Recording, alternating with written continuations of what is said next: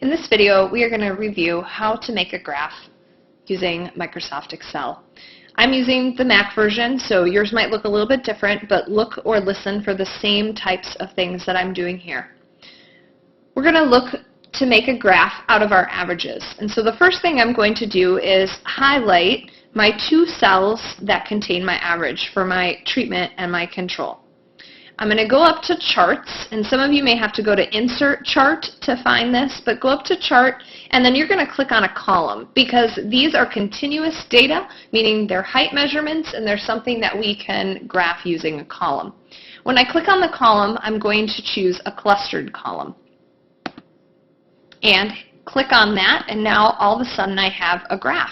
And the graph actually looks pretty good. I can compare and see that one is at 55.53 and one is at 47.05, but I need to do a little bit of editing to this graph. The first thing I'm going to do is remove this series. I only have one data series, so it doesn't really make sense to keep it, so I just click on it and hit delete. Same thing with these horizontal bars. They're going to become messy when we go to add the standard error bars, and so I'm going to delete those as well. I need to change the axis because the scale here starts at 44. It does not start at 0. So if I double click on that, I'm going to get a pop-up that allows me to format the axis. You may also be able to find this under Format in your menu and Axis. I don't want it to auto set the minimum, so I'm going to uncheck that and I'm going to put 0 there, and then I'm going to leave the rest of them in auto because then it's just going to adjust easily for me, and I'm going to hit OK. And now I have a graph that looks a little bit better. Now, one of the reasons you're seeing the decimal points here is because of the formatting. So if I double click on that again, I can go back to the number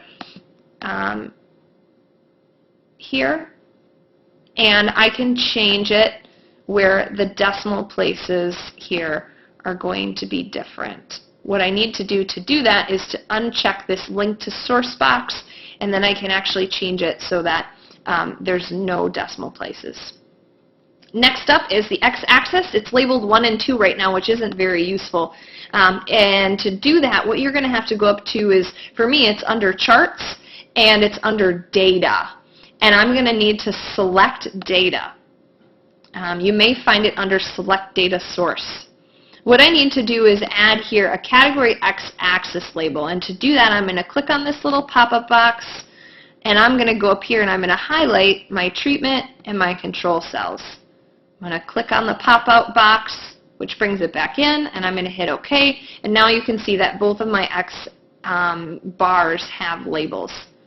I do need to label my Y-axis, and this is going to be under Chart Layout. You should see something called Axis Titles. In this case, this is my vertical axis, and I want a rotated title. And here I'm going to type in height, and this is in centimeters, and that is that. So now I have a basic 2-column graph. It's very clean. It's telling me that I have height on the y-axis. I've got my treatment and control groups on the x-axis. And when I would go to put this into my paper, I would need to make sure to add the figure 1 and the title information that we've talked about in another tutorial.